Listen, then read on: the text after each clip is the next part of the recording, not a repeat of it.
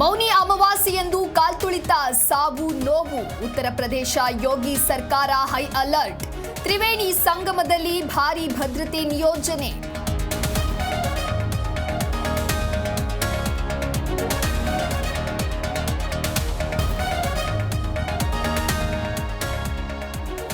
ನಾಲ್ಕು ಬಾರಿ ಪ್ರಧಾನಿ ಮೋದಿ ನನ್ನ ಜೊತೆಗೆ ಚರ್ಚೆ ನಡೆಸಿದ್ದಾರೆ. ಎಲ್ಲ ರೀತಿಯ ನೆರವಿನ ಭರವಸೆ ನೀಡಿದ್ದಾರೆ.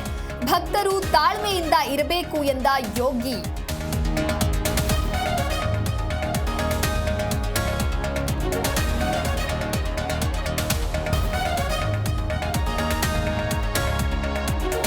ಪ್ರಶ್ನೆ ಮಾಡಿದ್ರೆ ವಾಸ್ತವ ಹೇಳಿದ್ರೆ ಹಿಂದೂ ವಿರೋಧಿ. ಪಾಪ ಪುಣ್ಯ ಕುಂಭ ಸ್ನಾನದಿಂದ ಮಾಫಿ ದೊರೆಯಲ್ಲ.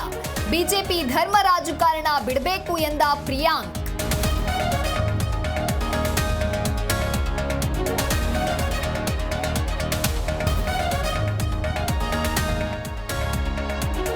ಬೆಳಗಾವಿಯ ನಾಲ್ವರಿಗೂ ಕಾಲ್ತುಳಿತದಲ್ಲಿ ಗಾಯ. ಸ್ಥಳೀಯ ವೈದ್ಯರಿಂದ ಕನ್ನಡಿಗರಿಗೆ ಚಿಕಿತ್ಸೆ.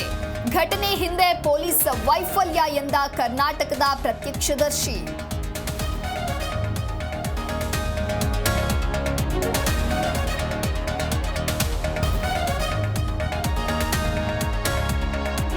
ರಾಜ್ಯದಲ್ಲಿ ಮೈಕ್ರೋ ಫೈನಾನ್ಸ್ ಕಿರುಕುಳ ಹೆಚ್ಚಳ ಹಿನ್ನೆಲೆ ಗೃಹ ಸಚಿವ ಪರಮೇಶ್ವರ್ ನೇತೃತ್ವದಲ್ಲಿ ಇಂದು ಸಭೆ. ಹೊಸ ಬಿಲ್ ವಿಚಾರವಾಗಿ ಮಹತ್ವದ ಚರ್ಚೆ.